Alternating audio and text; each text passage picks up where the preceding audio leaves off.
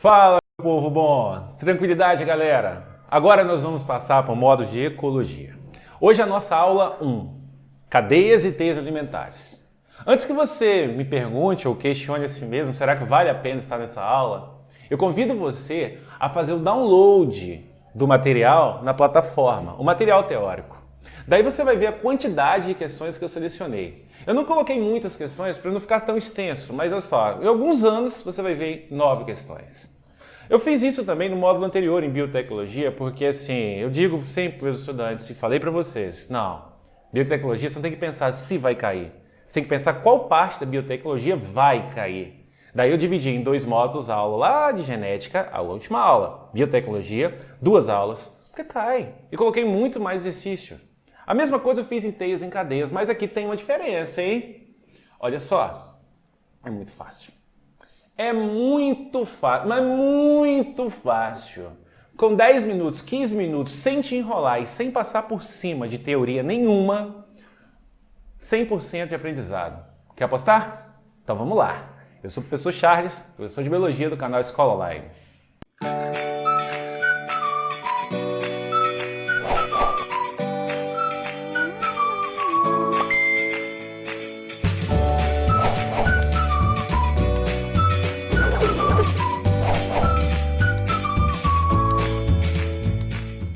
Queridos, então tá aí. Cadeias e teias alimentares. O que significa isso, Charles? Primeiro eu quero que você pense na ideia de cadeia. Uma coisa em linha reta, uma cadeia.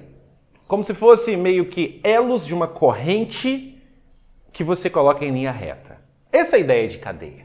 Mas você tem que ter a ideia de cadeia pensando assim, ó. Quando se representa uma cadeia alimentar e depois uma teia, a gente sempre coloca setas. Tipo eu coloquei aí, ó. Milho, rato, cobra, falcão. O que representa essa seta, Charles? Ou essas setas representam que o milho foi consumido pelo rato. Então, quando o rato consome o milho, o rato pega para si matéria e nessa matéria tem energia, que geralmente a gente fala em calorias. Poderia ser joules também, mas a gente fala calorias, quilocalorias. E depois, a cobra comeu o rato? Isso, fechou? A cobra comeu o rato. E aí ela pega a matéria e a energia do corpo do rato. O falcão come a cobra. Então o falcão pega a matéria e energia do corpo da cobra. É isso. É fácil assim? Sim. É fácil assim. Tranquilo toda a vida. Então olha, as setas indicam o fluxo de energia e o fluxo de matéria entre esses indivíduos que estão aí. Agora, quero ver uma coisa mais complexa, Charles. Aquele negócio que tem um monte de seta assim para todo lado. Eu vou te provar, isso é muito simples. Eu vou te provar que quando tem muitas setas saindo para os indivíduos, aí você está falando de uma teia. O que é uma teia? A teia é quando você tem várias cadeias interagindo ao mesmo tempo. Então, se você tiver 2 cadeias alimentares, você já passa a falar em teia alimentar. Tranquilo também. Bem tranquilo. Agora, para você constituir uma teia, você precisa de cadeias. E nas cadeias e teias, portanto, você vai ter os níveis tróficos, que eu vou mostrar para você um por um. Nível trófico produtor, nível trófico consumidor, nível trófico decompositor. Então esse é o nosso objeto agora. Viu? Não é muito fácil. Fala para mim, comenta aí se não é fácil realmente. Não estou mentindo. Então vamos aos níveis tróficos. Primeiro são os produtores. Quem são esses caras? O que fazem? Produzem energia? Muita gente fala isso. Não, você não fala. Os outros. Produtores são seres autótrofos ou autotróficos. Produzem seu próprio alimento. Eles fazem a fotossíntese, a maior parte deles, tirando energia solar, energia da luz.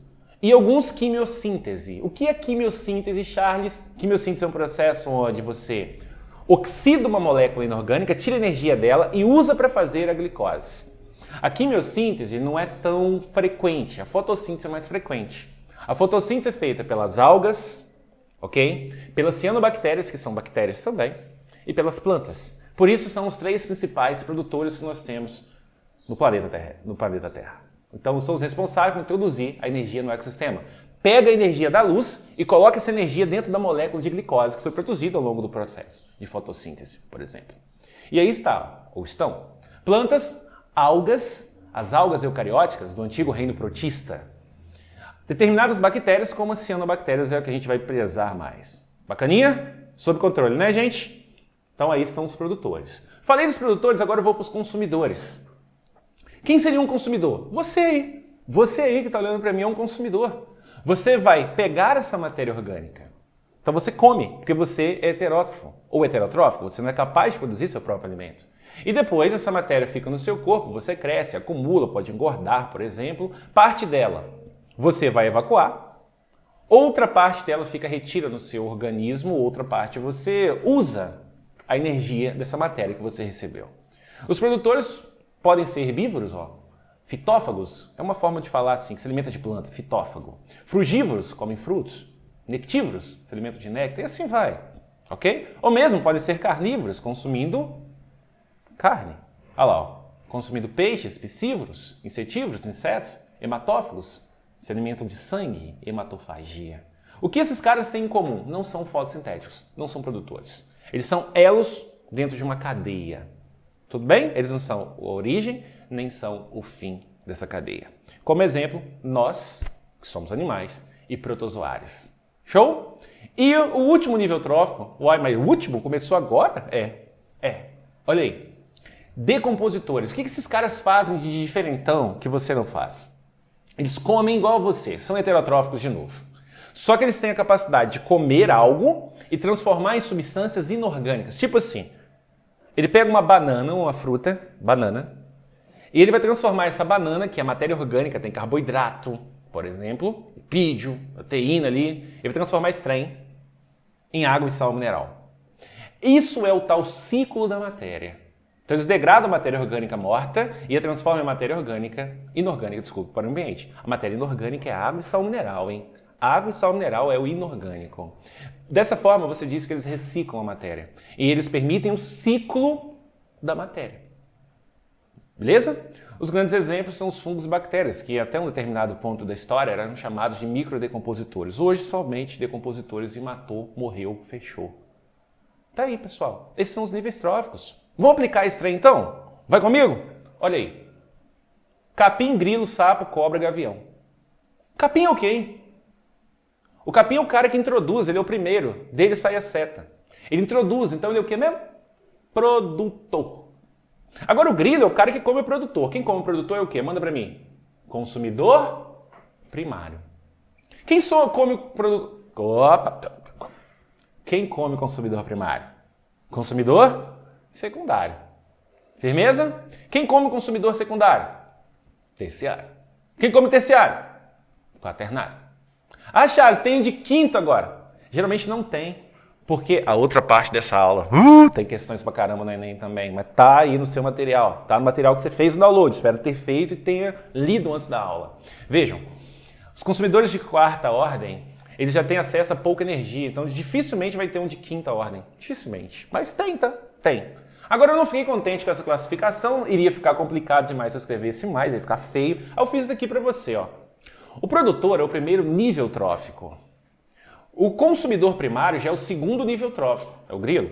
Consumidor secundário, o sapo, já é o terceiro nível trófico. Consumidor terciário, cobra, já é o quarto nível trófico. E nesse caso, o gavião, consumidor quaternário, é o quinto nível trófico. Isso é uma cadeia, galera. A chave, faltou o decompositor ali. Na cadeia você pode colocar ou pode não colocar, tranquilo. Você poderia colocar mais uma seta ali, ó, linha reta, e uma bactéria, um fungo. Mas nas teias a gente já costuma colocar com mais veemência. Ah lá, ó, até coloquei um fungo ali, ó, embora ela não tenha, mas se tivesse, seria um decompositor. Um exemplo, beleza? Agora sim, nas teias, geralmente nós colocamos. E aí, eu já coloquei para você fungo mesmo. Ah, pode colocar bactéria? Não, meu Deus, pode. Eu escolhi, eu arbitrei. Tranquilo. Agora tem uma outra diferença. Para você ter uma teia, você tem que ter no mínimo duas cadeias. Uma cadeia, ela se constrói quando você tem um produtor e um decompositor. Se você tiver um produtor e um decompositor, você já tem uma cadeia. Então aqui você já tem uma cadeia, ó. Vai na minha seta. Capim, produtor. Tá vendo? Fungo, decompositor. Isso já é uma cadeia. Mas como alguns estudantes têm dificuldade de ver assim, eu vou colocar para vocês uma novidade. Tá vendo? Inicialmente, o grilo era comido apenas pelo sapo. Agora eu estou dando uma opção do grilo ser comido pela cobra. Numa teia alimentar, um mesmo indivíduo pode ocupar diferentes níveis tróficos. Ou, como a cobra vai ser, consumidora de diferentes ordens. Ah, mas está estranho, agora ficou difícil. Não ficou. Vai comigo. Capim é o que mesmo? Produtor, primeiro nível trófico. Grilo é o que mesmo?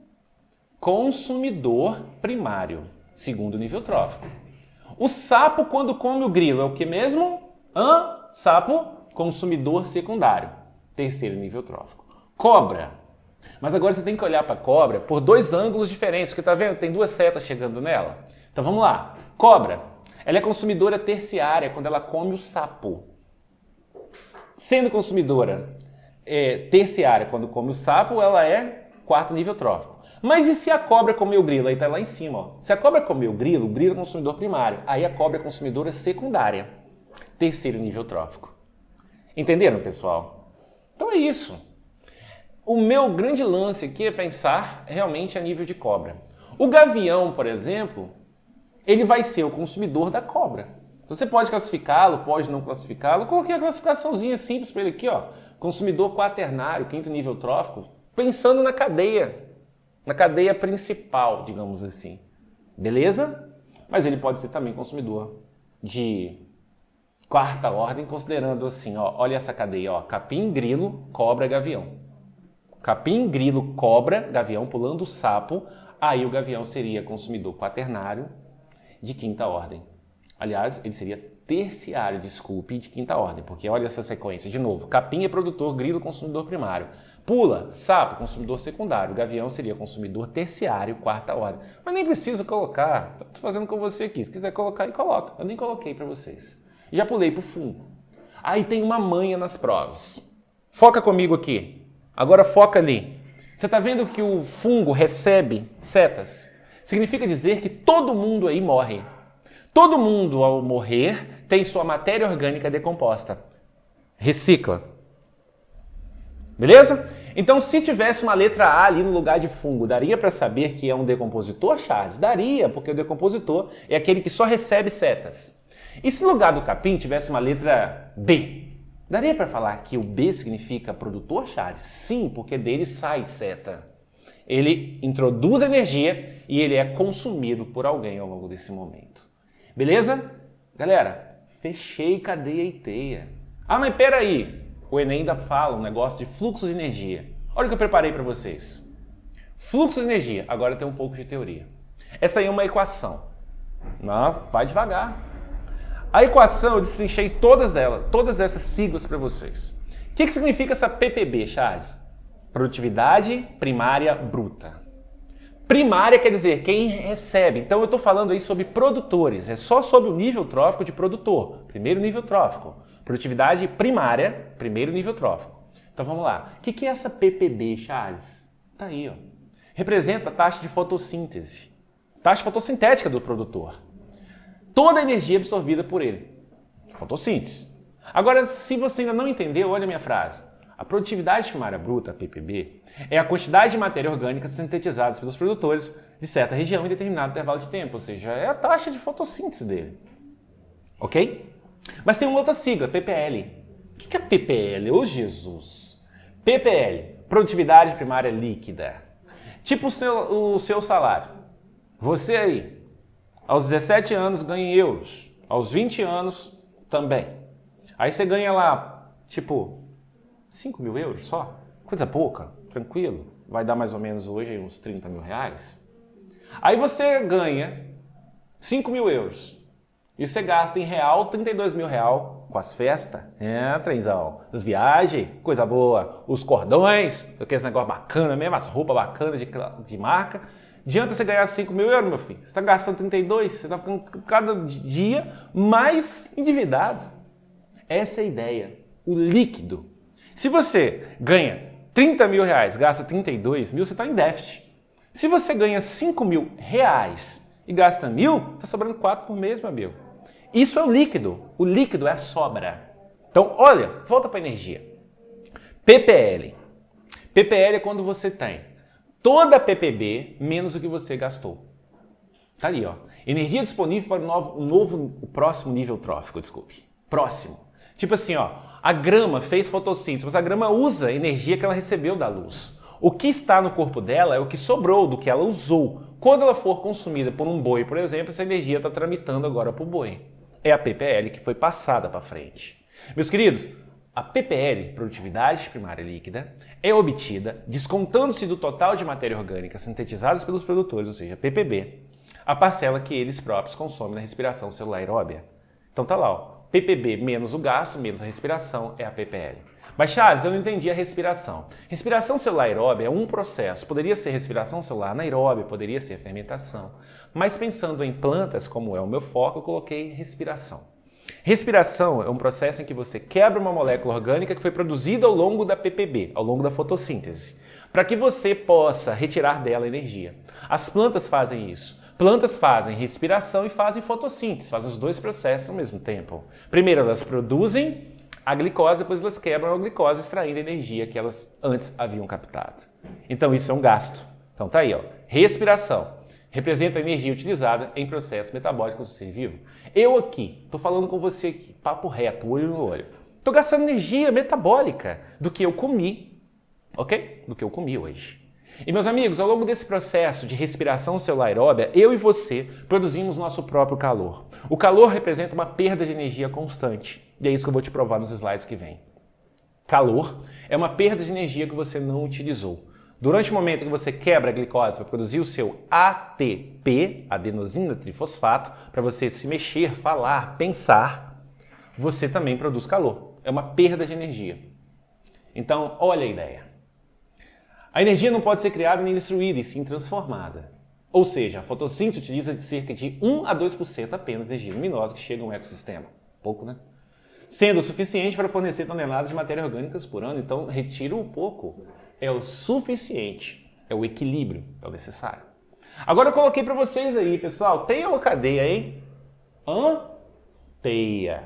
Teia. Tem várias cadeias aí. Aí olha o que eu fiz para vocês. Vocês têm ali um produtor, tá vendo? Embaixo. O produtor, ó, perde energia, Charles? Perde na forma de calor. Perde. Agora a energia que está nele passa ali pro grilinho, ó. Passa. E o grilo perde também? Perde. A energia do grilinho passa pro ratinho. E o ratinho perde? Perde também. E a cobrinha? Perde. Na hora que ela está produzindo lá o seu ATP, ela acaba perdendo um pouco. E lá em cima, aquela ave carnívora que vai consumir a cobrinha. A mesmíssima coisa. Então é uma repetição, Charles? É uma repetição. Todo mundo perde energia na forma de calor. Até mesmo o decompositor, Charles? Olha lá. Até mesmo os fungos decompositores. E aí eu vou chegar numa máxima. Quem introduziu a energia foi a planta. Concorda comigo? Se discordar, coloca aí, pessoal. Coloca aí. Anota aí para mim. Coloca a anotação que eu respondo vocês. Quem introduz energia no ecossistema são sempre os produtores. A partir do momento que essa energia é introduzida, ao longo dos níveis tróficos, ela vai sempre diminuir. Então a energia sempre diminui ao longo dos níveis tróficos, constantemente. Isso significa dizer que o fluxo de energia é unidirecional. Você introduz um montante dentro do ecossistema e esse montante vai cada vez ficando menor à medida em que o tempo passa. Por isso que os últimos consumidores eles têm acesso a pouca energia no alimento consumido. Beleza? Tá lá, ó. Fluxo de energia é unidirecional do produtor para os consumidores e diminui progressivamente. A quantidade de energia diminui ao longo dos níveis tróficos. Beleza? Qual o nível trófico de maior quantidade de energia, Charles? Sempre o produtor. E o de menor quantidade de energia, Charles? Sempre o último consumidor daquela cadeia. Certinho? Então, gente, olha aí. Os ecossistemas recebem energia de fora e é um fluxo unidirecional que vai dos produtores aos consumidores. E é isso que a gente já falou. Tem mais o que fazer não. Agora é o momento em que você para e eu vou fazer algumas questões chaves com você, mas você deve parar e tentar fazer as suas questões antes. As minhas questões pré-selecionadas são aquelas que falam mais, me permite dialogar mais com você, te ajudar mais. Então vejam, pessoal. Enem PPL de 2012 diz: considere a seguinte cadeia alimentar em um ambiente marinho. Fitoplâncton. Fitoplâncton são algas. Algas são organismos microscópicos, ok? Algas e cianobactérias. Copépodos. Sabe o que é isso? Não? Beleza. São microcrustáceos. Copépodos fazem parte da comunidade que nós chamamos zooplâncton. Fitoplâncton mais zooplâncton nós chamamos de plâncton. Beleza? Então, olha só, fitoplâncton, copépodos, sardinhas, atuns. Vamos interpretar agora? Fitoplâncton, nível trófico, produtor, primeiro nível trófico. Copépodos, nível trófico, consumidor primário, segundo nível trófico. Sardinhas, consumidores secundários, terceiro nível trófico. Atuns, consumidores terciários, quarto nível trófico. Compreendido? Beleza. Imagine que nessa cadeia sejam introduzidas águas-vivas, que se alimentam dos copépodos. Elas comem os copépodos, olha lá. Crustáceos planctônicos. Nessa área, as águas-vivas não são alimento para outros organismos, ou seja, opa, desequilíbrio ambiental, hein? Não é consumida, vai reproduzir demais. Nesse mesmo período ocorre sobrepesca das populações de sardinha. Nossa Senhora, pescaram a sardinha muito mais do que poderia, Charles? Isso. Então, olha só, a água-viva está comendo o copépodo que a sardinha comia. Além disso, pescaram mais do que poderia. Como consequência das interferências escritas na cadeia alimentar, será observada diminuição de quem? Quem vai diminuir aí, na sua opinião? Tranquilos? Fui. A. Da população de copépodos, em decorrência da diminuição do estoque de sardinha. Ô, gente, é possível que a população de copépodos diminua? Opa, eu acho que sim. Concordo com você. Mas olha a explicação. Em decorrência da diminuição da população de sardinha, se a sardinha diminui, a ideia é que o copépodo possa aumentar. Porque sardinha come copépodo, olha lá. Então, pessoal, não. Está errado. Letra B. Da população de atum. Ué, o atum vai diminuir? É, segundo ele. População de atum em consequência da diminuição da população de sardinhas. Por quê, hein, Charles? Porque o atum come as sardinhas e as sardinhas diminuíram, logo o atum diminui também? Faz sentido? Não sei. Fui para C. Da quantidade de fitoplâncton devido à redução do estoque de copépodos. Mas peraí, o copépodo come fitoplâncton. Se diminuir copépodo, fitoplâncton tem que subir, ué. Errou, hein? Erraram. O INEP errou. D. Do estoque de copépodos em função do aumento da população de atuns. Uai, mas peraí. Se você aumentar a população de atum demais, vai comer muita sardinha. Então, copépodo tinha que aumentar. Tá errado, né? Tá errado. Letra E, da população de atuns pelo aumento da população de copépodos. Mas peraí. A água-viva colocada aí, que eu até retirei desse pacote, ela vai comer muito mais copépodos. Então os copépodos devem diminuir. E aí, pessoal, o que vocês marcaram? Letra B, de Botafogo, o glorioso. Da população de atuns, em consequência da diminuição da população de sardinhas. Bacaninha? Comenta pra mim quantos você acertou aí, meu povo. O caramujo gigante africano. É gigante mesmo, o trem é grandão, tá? Gigantão. A chatina fulica é uma espécie exótica que tem despertado o interesse das autoridades brasileiras, uma vez que tem causado danos ambientais e prejuízos econômicos à agricultura.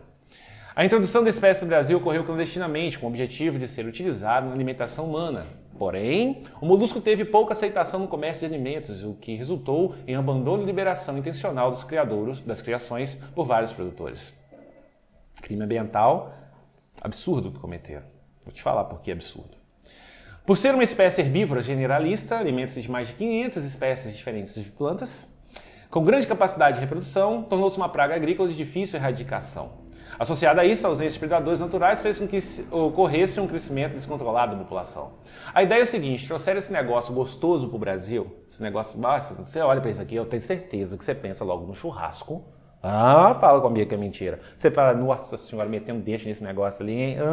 Ainda mais aquele negócio parece uma antena, mas na verdade na ponta ali tem olhos. Nossa, já pensou comendo aquele negócio crocantezinho, Charles? Trouxeram esse negócio para o Brasil para substituir ou dar a opção mais barata aos criadores que produzem lá aquele outro molusco que eles comem. Como é que é o nome mesmo? Escargot, né? Pois é. Esse cara é maior, cresce mais rápido, come de tudo, morre menos em cativeiro. Mas o povo da alta gastronomia não gostou. Os criadores falaram assim: eu vou ficar com esse trem aqui? Você tá doido? Eu vou jogar esse trem fora. Jogaram fora. Um animal que não existe no ambiente brasileiro é um animal exótico. Se você coloca um animal de um outro bioma, do bioma B no bioma A, você fez uma introdução de uma espécie exótica. Essa espécie exótica, meus amigos, ela carrega nematóides, vermes que são problemáticos. Gênero Strongyostrobilus. Esses vermes podem provocar desde cegueira até mesmo hemorragia em vasos sanguíneos do abdômen humano. Então não se deve manipular de forma nenhuma um animal desse com a mão. Você deve sim ligar à vigilância epidemiológica do município onde você vive e indicar que ali tem. Geralmente, por responsabilidade, e espero que seja assim sempre, o ente público vai falar para que a vigilância sanitária ou as pessoas encarregadas das endemias do município vão lá e façam uma catação. Em vários municípios isso é extremamente comum, eu acredito que você já teve contato e já viu esse cara, mas não toquem. Você deve cavar uma cova de 10, 20 centímetros e enterrá-lo. Se tiver carro virgem para jogar por cima, melhor ainda. Mas você fala assim, Charles, aqui em casa tem 200 mil, meu filho, como é que eu vou fazer? Pessoal, não tem o que fazer. A não ser não ter o contato, arrumar uma forma realmente de que ele não suba na sua casa, no seu quintal. Beleza? É um animal que come de tudo e a gente não vai conseguir controlá-lo mesmo. Pessoal, espécies exóticas hoje são a segunda causa de extinção de espécies no planeta. Só perde para humanos. Humanos extinguem mais espécies do que espécies exóticas. Mas é sempre relevante lembrar que quem introduz as espécies somos nós. Ou seja, nós somos topzera em fazer cagada. É uma maravilha. Meus queridos, o desequilíbrio da cadeia alimentar observado foi causado pelo aumento da densidade populacional de...